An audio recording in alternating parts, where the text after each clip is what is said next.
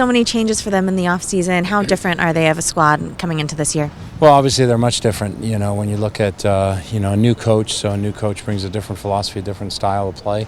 Dominic's been successful in the league, playing the way he's done for a lot of years with Houston, and when he had the old San Jose team up there as well. And now, for them, all the changes, players they added towards the end of last year, I think they're really trying to find their cohesion as a unit.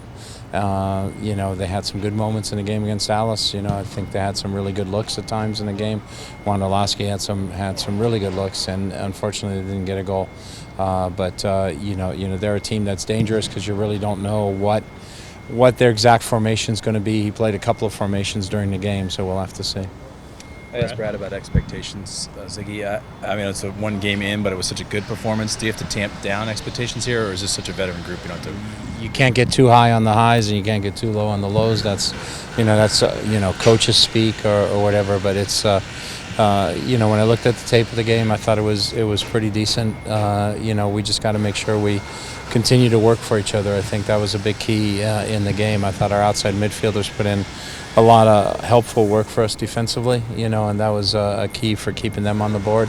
And on the same token, offensively also contributed well, and we got to continue to do that and play as a team and know what our strengths are. How has that part of Marco's game improved, being willing and able to kind of track back and help out defensively? Well, he did a very good job of it against New England, so it's everybody, when that's not your nature, it becomes sometimes hard and it becomes something you forget about during the game. But, I thought he did a very good job in New England. How long of a process has that been? When he came in here, he was always kind of the focal offensive point of his teams, and here he wasn't, obviously. It's an ongoing process. It's not a completed process, so it's an ongoing process, and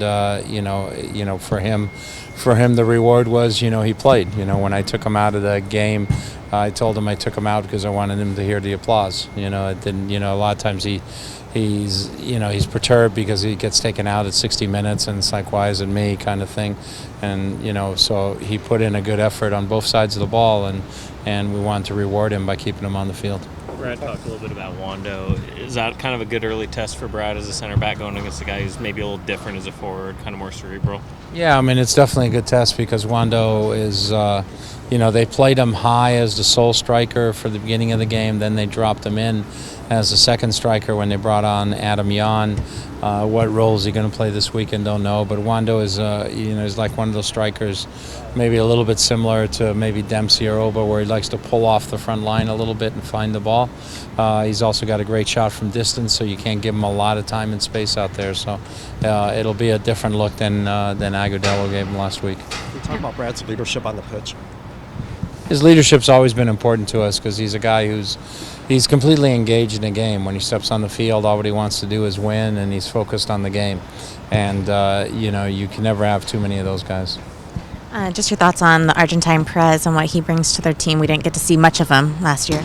Yeah, I mean, last year was an abbreviated year for him when he came in the knee injury and so forth. I mean, he's left-footed, obviously. He's very, very talented. He's very skillful. He's quick. He's another guy who doesn't need a lot of space to get a shot off. He takes all their set pieces when he's on the field. So he definitely has a big influence on their game. And the combination of him and Wondo up top, how dangerous is that?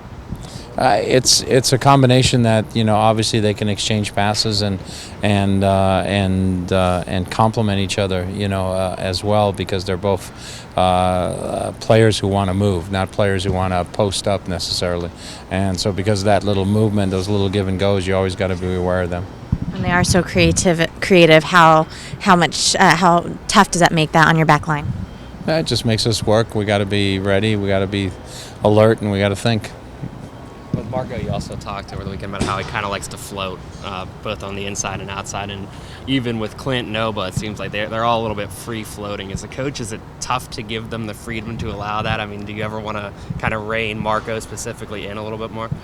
No, it's something we talk about and, we work on in training, or, we talk a little more about. Today we're going to watch some film for basically our midfielders, and so it's a work in progress, and there's times where you can where you can float, and there's times where you gotta be a little more structured, and it's just a matter of making sure that the players choose the right times to do each. I think I saw Kenny Cooper out there. Is anything up with his status? Yeah, he was missing today. It was an excused absence, so we're okay. What's Alonso's status like? Getting better, working hard. We don't want to push him too quickly, but we're hoping that early next week we'll have him into training, into some parts of training for sure.